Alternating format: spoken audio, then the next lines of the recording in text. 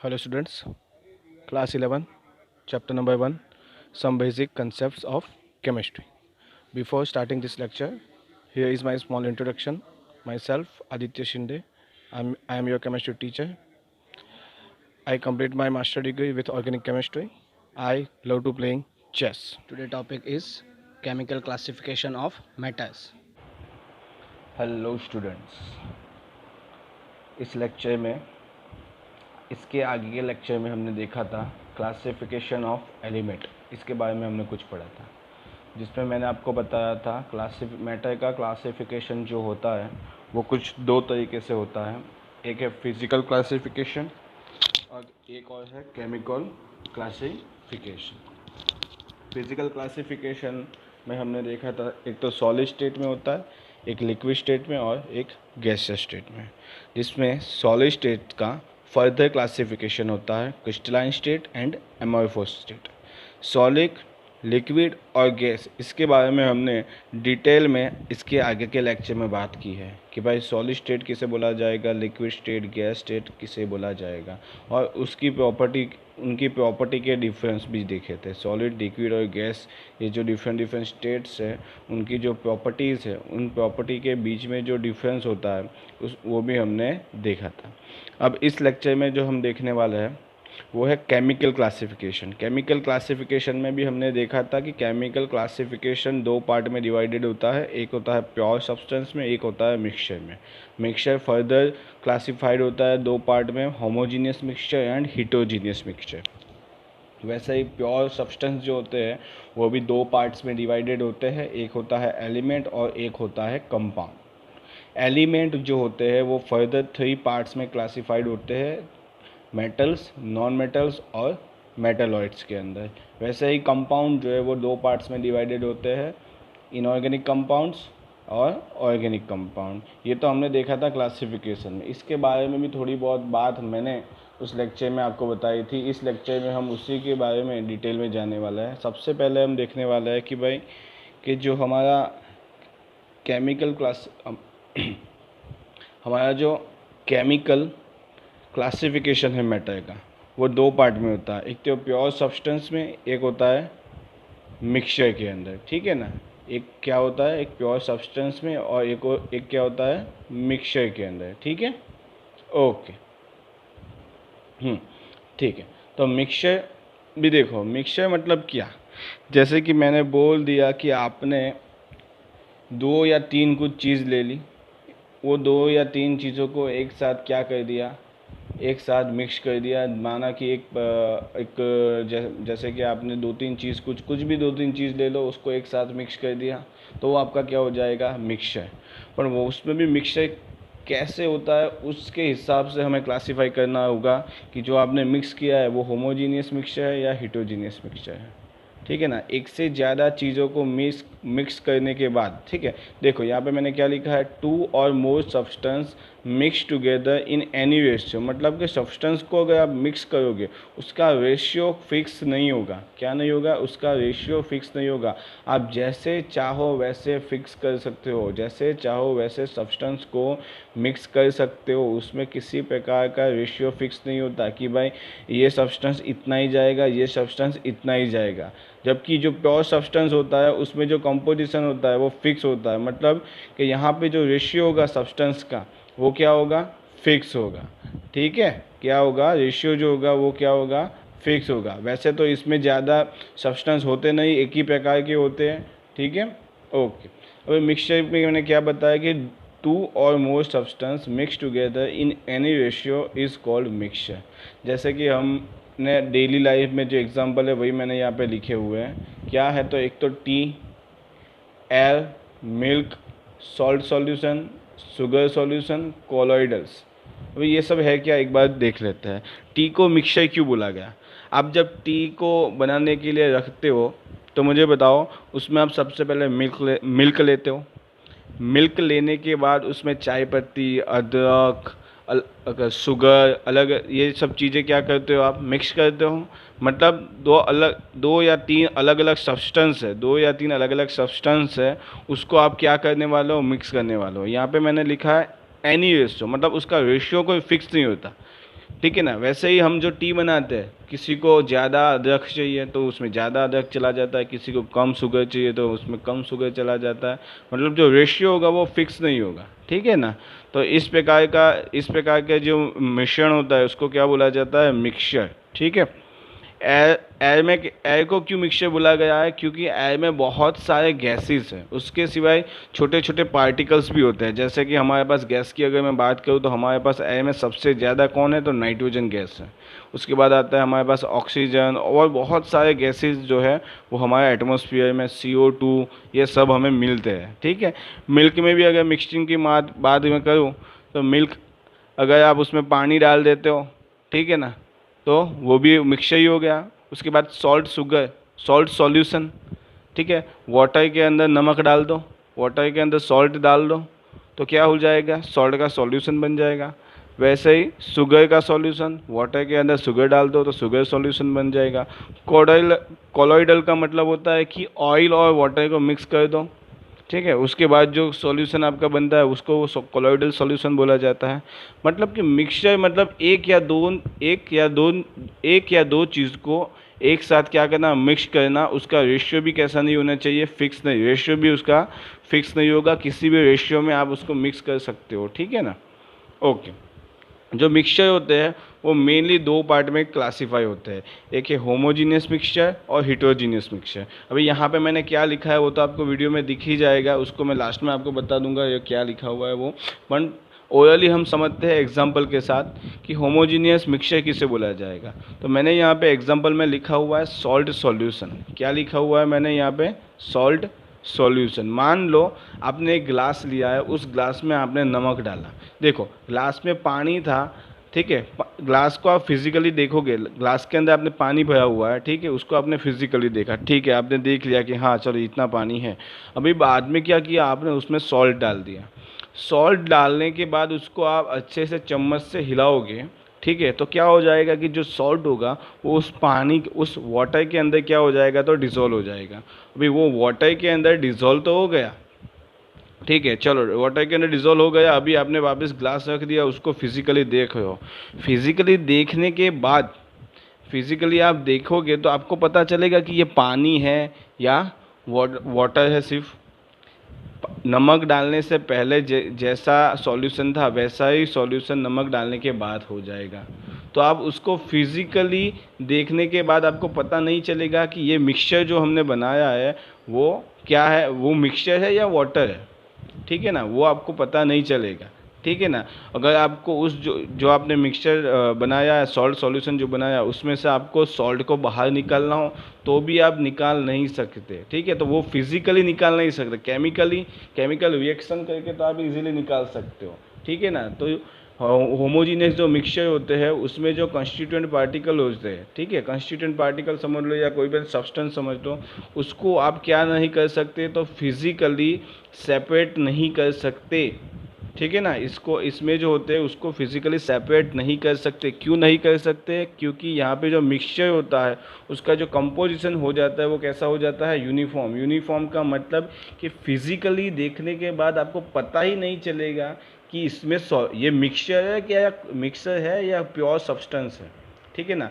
आपने पानी लिया ग्लास के अंदर, ठीक है, उसमें नमक डाला, तो आप नमक डालने के बाद भी आपको ऐसा ही लगेगा ये सिर्फ वाटर ही है।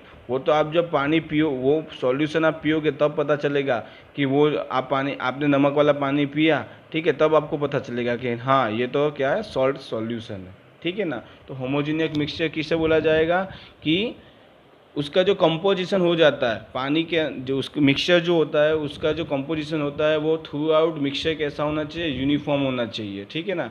उसको बोला जाता है होमोजीनियस मिक्सचर, ठीक है। उसको सॉल्यूशन भी बोला जाता है, उसको दूसरा क्या बोला जाता है, तो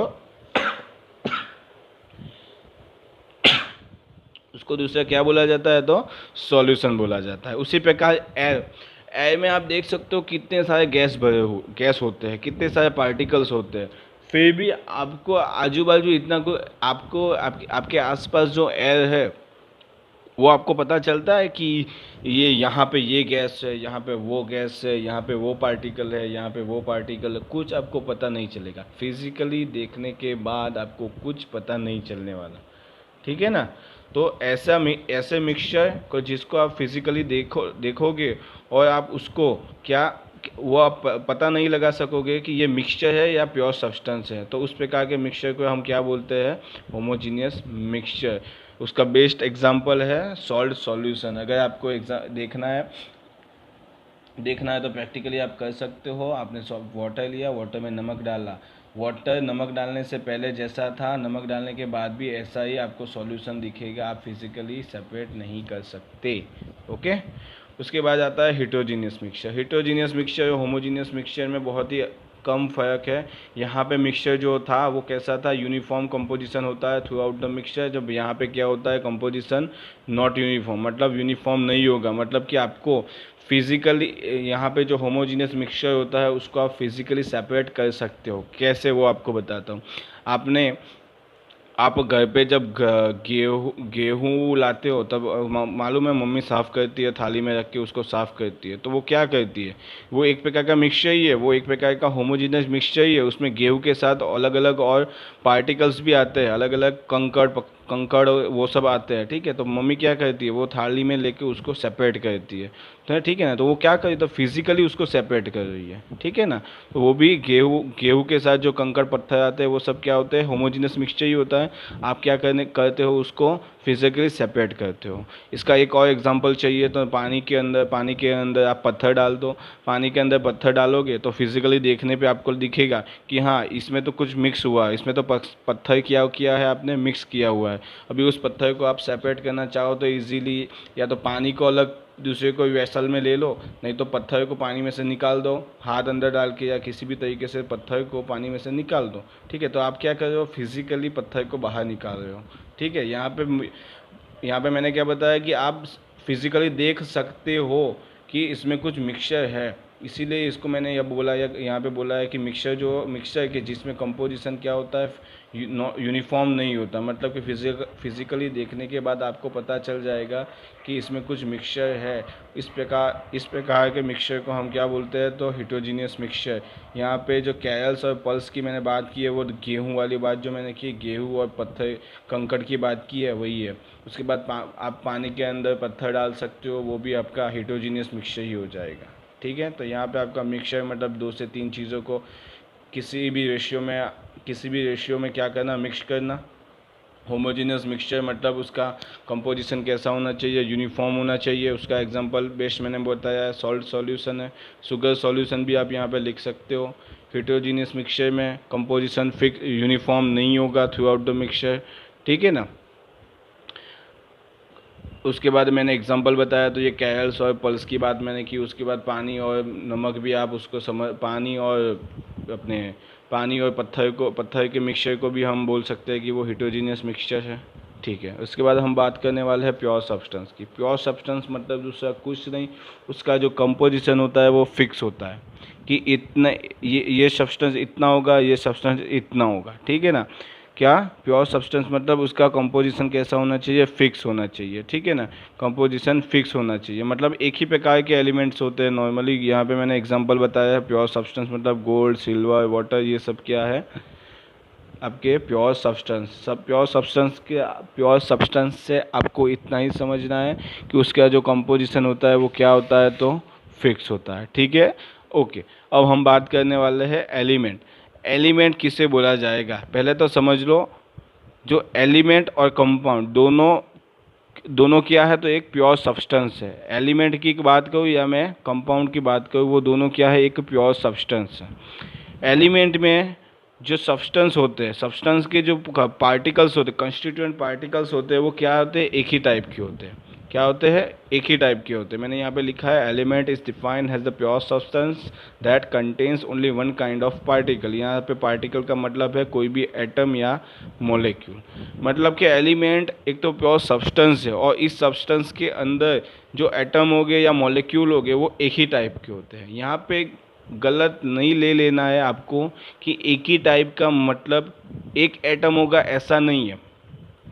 एक एटम ज़्यादा हो सकते हैं, एक से ज़्यादा एटम हो सकते हैं, पर कौन सा, जैसे कि मैंने यहाँ पे एग्जांपल के तौर पे मैं आपको बताता हूँ, ठीक है।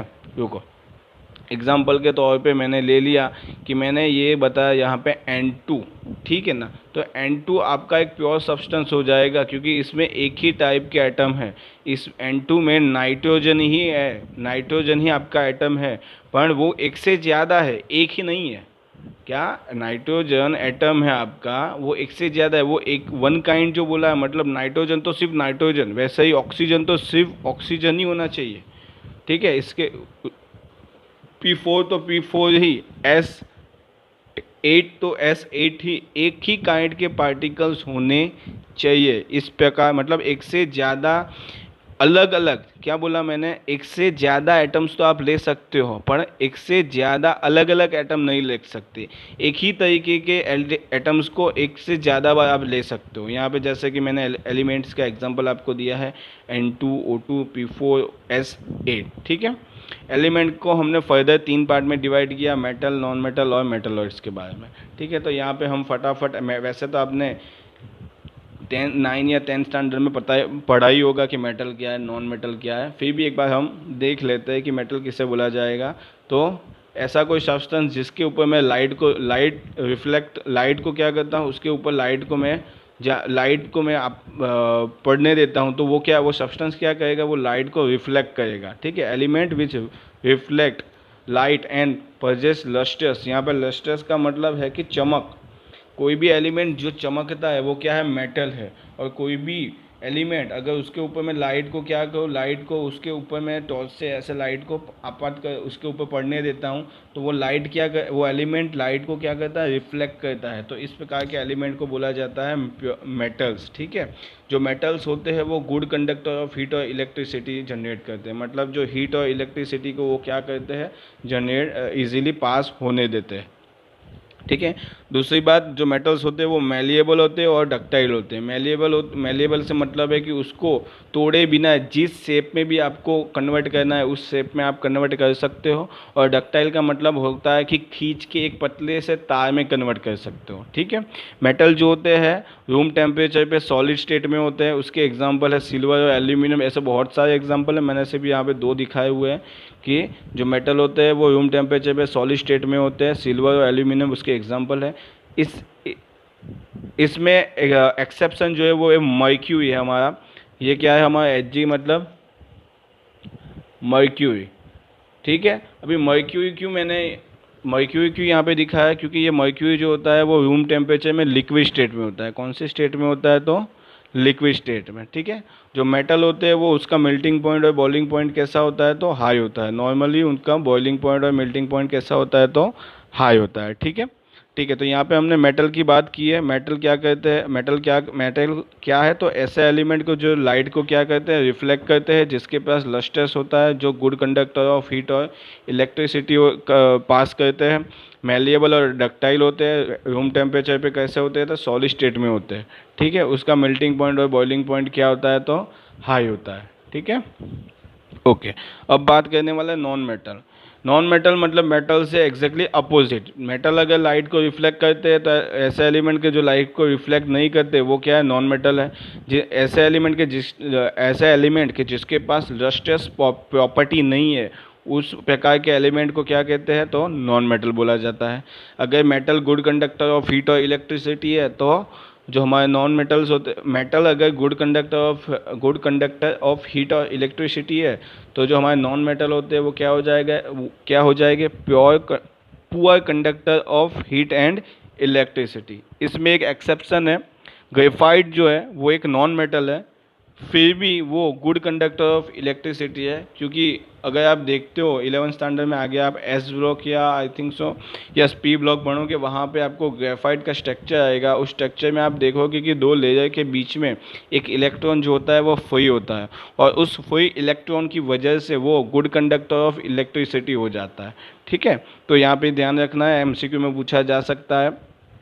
जो ग्रेफाइट है वो हीट इलेक्ट्रिसिटी को कंडक्ट करता है कि नहीं करता है, तो आपको आंसर देना है कि graphite is a good conductor of electricity. दूसरी बात, जो नॉन मेटल होते हैं वो ब्रिटल होते हैं। ब्रिटल मतलब ऐसी चीज़ जो हार्ड तो होती है बट इजीली ब्रेक हो जाती है, जैसे कि ग्लास।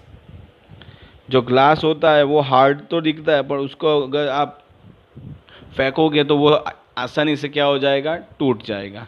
दूसरा, वो नॉन मेटल जो होते हैं वो malleable, neither malleable nor ductile, ठीक है। जैसे कि मेटल मेलिएबल और डक्टाइल है, तो उसका अपोजिट कि वो ना ही मेलिएबल है ना ही डक्टाइल है, ठीक है। रूम टेम्परेचर पे वो सॉलिड और गैसियस स्टेट में हमें देखने को मिलते हैं। रूम टेम्परेचर पे वो किस स्टेट में हमें देखने को मिलते हैं, रूम टेम्परेचर पे नॉन मेटल्स हमें कौन सी स्टेट में मिलते हैं, तो सॉलिड और गैसियस स्टेट में, ठीक है। नॉन मेटल होता है, उसका जो बॉइलिंग पॉइंट और मेल्टिंग पॉइंट जो होता है वो क्या होता है, लो होता है। बॉइलिंग पॉइंट और मेल्टिंग पॉइंट क्या होता है, तो लो होता है। अभी हम बात करने वाले हैं मेटलॉइड्स। देखो, मेटलॉइड्स ऐसे एलिमेंट कि जो मेटल और नॉन मेटल दोनों की प्रॉपर्टी को शो करते हैं। वो नई मेटल है नई नॉन मेटल है, पर दोनों ऐसे एलिमेंट को जो दोनों की प्रॉपर्टी को शो करते हैं, दिखाते हैं, उसको बोला जाता है मेटलॉइड्स, ठीक है। उसको क्या बोला जाता है, मेटलॉइड्स। मेटलॉइड्स को हम सेमी मेटल्स भी बोलते हैं। मेटलॉइड्स के एग्जांपल में सिलिकॉन, जर्मेनियम, आर्सेनिक, एंटीमनी और टेलुरियम। कौन कौन से है, तो silicon, germanium, arsenic, antimony and tellurium. यहाँ पे मैंने उसके सिंबल लिखे हुए हैं, ठीक है। तो हमें अभी पता चल गया, ये वैसे तो ये आपने ऑलरेडी पढ़ा हुआ है, मैंने सिर्फ आपको एक बार बता दिया है मेटल क्या है, नॉन मेटल क्या है, मेटलॉइड्स क्या है। ये आपको आना चाहिए, आपने लोअर स्टैंडर्ड में इस लोअर स्टैंडर्ड में बहुत बार इसको पढ़ा हुआ है, ठीक है। अभी हम बात करने वाले हैं कंपाउंड। कंपाउंड किसे बोला जाएगा, उसके बाद कुछ करने वाला है, ठीक है। Substance which contain more than one type of particle in fix ratio is called compound, ठीक है। चलो पहली तो बात समझ लो, मैंने पहले क्या बताया था कि जो प्योर सब्सटेंस होते हैं वो फर्दर क्लासीफाई होते हैं एलिमेंट और कंपाउंड में। बाद में मैंने वहाँ पे बताया था जो एलिमेंट होते हैं वो एक तरीके के प्योर सब्सटेंस ही होते हैं, पर उस एलिमेंट्स में जो पार्टिकल होते हैं वो कैसे होते हैं, एक ही टाइप के होते हैं, ठीक है। जो अगर नाइट्रोजन तो सिर्फ नाइट्रोजन है, सल्फर है तो सिर्फ सल्फर है, ऑक्सीजन है तो सिर्फ ऑक्सीजन है, ठीक है। फॉस्फोरस है तो सिर्फ फॉस्फोरस है। जबकि यहाँ पे क्या होता है, more than one type of particles, मतलब कि एक से पार्टिकल्स से मतलब दूसरा कुछ नहीं है हमारा। पार्टिकल्स मतलब एटम समझ लो, या आप समझ लो मॉलिक्यूल समझ लो, ठीक है ना। एटम समझ लो या मॉलिक्यूल समझ लो। हमारे पास एक से ज़्यादा पार्टिकल, एक से ज़्यादा क्या हो गए, एटम्स या मॉलिक्यूल हो गए, वो भी कैसे, फिक्स रेशियो में हो गए। क्या होगा, उसका रेशियो क्या होगा, तो फिक्स होगा, उसको हम कंपाउंड बोलते हैं। अब इसको समझते हैं कि कैसे। इसका एग्जांपल मैं आपको बताता हूँ। जैसे कि आप ले लो H2O, ठीक है ना। अभी H2O आप कहाँ से भी ले लो, ठीक है ना। आप सी वाटर ले लो, हमारा रेन वाटर ले लो, नहीं तो हमारा ये अर्थ क्रस्ट में से जो पानी हम बोरिंग के द्वारा निकालते हैं वो ले लो। उन सभी के अंदर आपको 1 रेशियो ही मिलेगा। हाइड्रोजन 1 और ऑक्सीजन का 8, ऐसा रेशियो 1 फिक्स रेशियो ही मिलेगा। 1:8 का रेशियो ही मिलने वाला है। ये तो हो गया फिक्स रेशियो। और एक से ज़्यादा टाइप के पार्टिकल, तो यहाँ पे देखो हाइड्रोजन भी है, हाइड्रोजन एटम भी है और ऑक्सीजन एटम भी है, ठीक है। उसी प्रकार HNO3 ले लो आप।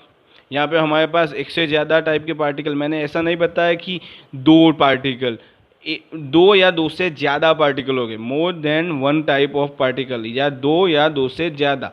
यहाँ पे 2 पार्टिकल है, 2 एटम्स है, यहाँ पे हाइड्रोजन है, यहाँ पे नाइट्रोजन है, यहाँ पे ऑक्सीजन है, ठीक है। इसका रेशियो भी फिक्स होगा, ठीक है। इसका रेशियो क्या होगा, फिक्स होगा। उसी प्रकार के हमारे पास C6H12O6, इसका रेशियो भी फिक्स हो जाएगा। इसका नाम आपको पता होना चाहिए, ये क्या है, तो ग्लूकोज है। क्या है, तो ग्लूकोज, ठीक है। उसके बाद हमारे पास ऐसे बहुत सारे होते, जैसे कि H2SO4 ले लो, H2SO4, HCl, इन हाइड्रोजन एक, क्लोरीन एक, H2 2, सल्फर 2, ऑक्सीजन 4, इस प्रकार का क्या होता है, उनका फिक्स रेशियो होता है। ऐसे कंपाउंड जिसमें, नहीं तो फिक्स रेशियो को छोड़ दो, ऐसे कंपाउंड या ऐसे सब्सटेंस, हाँ कंपाउंड जो होते हैं वो प्योर सब्सटेंस होते हैं, ऐसे सब्सटेंस के जिसके अंदर एक से ज़्यादा क्या होता है, पार्टिकल्स होते हैं, एक से ज़्यादा एटम या एक से ज़्यादा मॉलिक्यूल्स होते हैं, उसको हम क्या बोलते हैं, तो कंपाउंड्स बोलते हैं। उसको हम क्या बोलते हैं, कंपाउंड्स बोलते हैं। कंपाउंड्स फर्दर 2 पार्ट में डिवाइड होते हैं, ऑर्गेनिक कंपाउंड और इनऑर्गेनिक कंपाउंड। ऑर्गेनिक कंपाउंड मतलब कि जिसमें कार्बन कंटेन होता है, कार्बन कंटेंट जिसमें होता है उसको हम बोलते हैं ऑर्गेनिक कंपाउंड, और जिसमें कार्बन कंटेंट नहीं होता उसको हम बोलते हैं inorganic compound which contain carbon and few other element like hydrogen, nitrogen and sulfur। मतलब कार्बन तो होगा फिक्स है, कार्बन तो आएगा ही, पर उसके साथ कुछ एलिमेंट होते हैं दूसरे भी, हाइड्रोजन, नाइट्रोजन, सल्फर। इस टाइप के कंपाउंड को हम बोलेंगे ऑर्गेनिक कंपाउंड। और मेनली ऑर्गेनिक कंपाउंड का जो ओरिजिन है, मतलब वो जो मेनली जहाँ से मिलते हैं वो हमें एनिमल्स और प्लांट्स में से, एनिमल्स एंड प्लांट्स में से हमें क्या मिलते हैं, तो ऑर्गेनिक कंपाउंड्स मिलते हैं। उसी प्रकार हम इनऑर्गेनिक कंपाउंड्स की बात करेंगे तो ऐसे कंपाउंड के जिसमें कार्बन तो नहीं होगा, ऐसे एलिमेंट हमारे पास जो 118 एलिमेंट्स है, ठीक है, उसमें तो कार्बन तो नहीं, इनऑर्गेनिक कंपाउंड में कार्बन तो नहीं होगा, पर 2 और मोर element out of more than 118 element. मतलब कि हमारे पास जो 118 एलिमेंट है उसमें से 2 या 2 से ज़्यादा एलिमेंट हमें इस कंपाउंड में मिलते हैं, उस प्रकार के कंपाउंड को हम बोलते हैं इनऑर्गेनिक कंपाउंड। मतलब मैंने क्या बोला कि ऐसे कंपाउंड के जिसमें हमें 2 या 2 से ज़्यादा एलिमेंट मिलते हैं, कार्बन नहीं होगा उसमें, ठीक है। इनऑर्गेनिक कंपाउंड, पहले बात इतना समझ लो, इनऑर्गेनिक कंपाउंड है तो उसमें कार्बन होने वाला नहीं है, ठीक है। और जो ऐसे, ठीक है, तो आप ऐसे भी लिख सकते हो कि ऐसे कंपाउंड के जिसमें कार्बन कंटेंट नहीं होता है उसको हम इनऑर्गेनिक कंपाउंड बोलते हैं। अथवा ऐसे भी बोल सकते हो कि कंपाउंड विच कंटेन 2 और मोर element out of more than 118 element is called inorganic compound। ठीक है, okay, thank you. Like and share my videos with your friends, also give your valuable comments, subscribe my YouTube channel Aditya Shinde। Thank you for watching।